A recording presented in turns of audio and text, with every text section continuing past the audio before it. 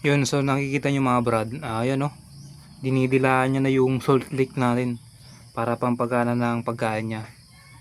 So itong kambing na to is payat, kaya ilang, pero meron na ring improvement, kaya ginagawa natin ng paraan para bumalik yung taba niya. Ito, ang pagkana yan kumain mga brad sa mga kambing natin. Madali lang naman siya gawin, sinabit ko lang dito sa kawayan, you know. Ano, so pwede naman kayo.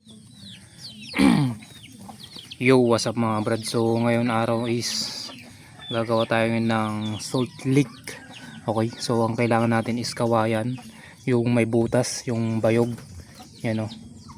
So kuha lang tayo ng kawayan, tapos lagyan natin ng butas dito, yan o. 1 2 3 4 5 6 7 8, depende kung ilang butas ang gusto nyo, kasi isang kambing lang naman yung inalagaan ko, kaya isa lang nakawayan na pili ko.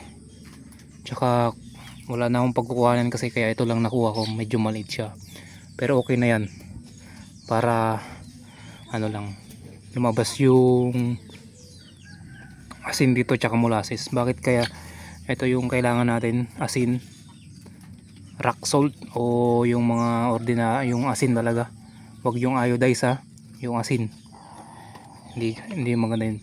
Tapos molasses, so bakit kailangan natin to? Para pang pagana sa ating kambing, so yung lasa niya, okay, minsan walang gana yan kumain, kaya kailangan nating maghalo ng ganito, lick salt.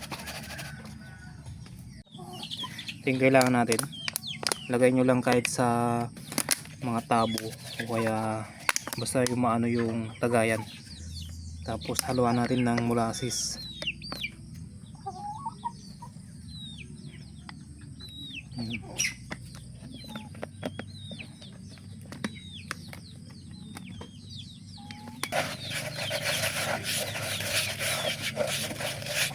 Haluin natin. Ganyan magiging tsura yan mga brad.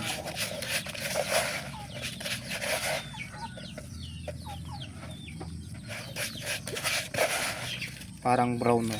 Magiging brown.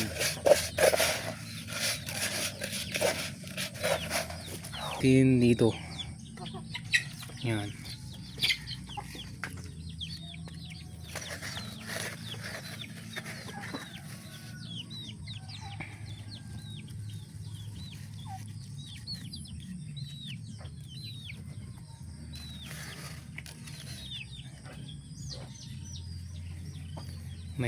May mga natapon-tapon.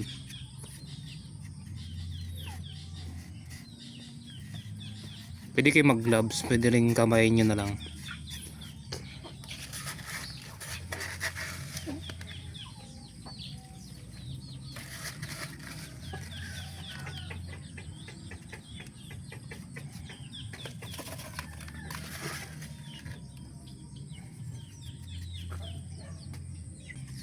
Dito na yan, bulang pa nga oh, parang kulang pa.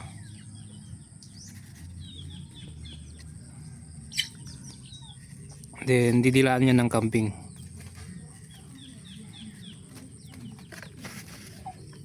Sample natin dito.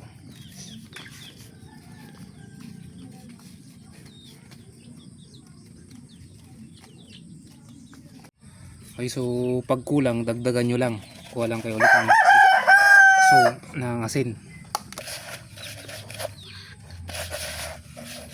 Haluin lang natin mga bro para lumasa. Mga yan oh, para masarapan yung kambing natin.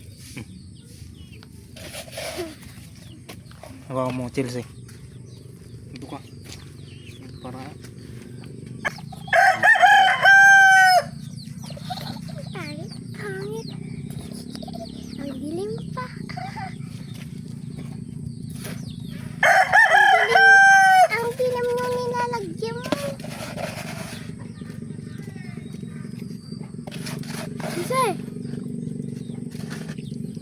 yun. Tama lang.